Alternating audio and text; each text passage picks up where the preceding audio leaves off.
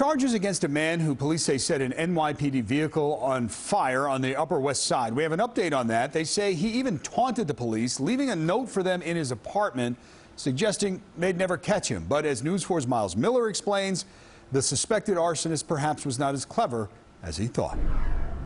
Police say Sam Resto hatched the plan to set an NYPD car on fire in his apartment behind me. What he did not know is that detectives were outside that apartment and watched everything unfold. Cops arresting a man for setting an NYPD car on fire, welcomed by this message on the wall of the suspect's home. Too late. Investigators say Sam Resto knew the feds were coming after him and painted the taunting message as he made plans to flee. But authorities were one step ahead. They arrested him at the construction site where he works. He's accused of setting this NYPD patrol vehicle on fire last month on the Upper West Side.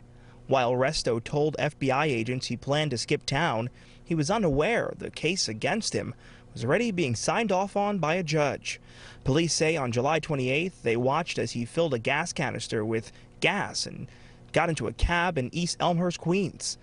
He went home and then to the Upper West Side, where he set this car ablaze. The prosecutors say he dumped all the evidence nearby. A book bag with the gas canister inside and the mask he wore.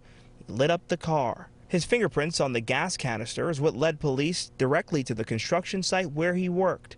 Police say he's one of several people who engaged in assaulting officers on the Brooklyn Bridge during Occupy City Hall protests last month. On his desk at the construction site where he worked was a copy of the Anarchist Cookbook. It's a 1970s era book that gives people all the tools they need to make explosives and explosive devices. In East Elmhurst, Queens, I'm Myles Miller, News 4 New York.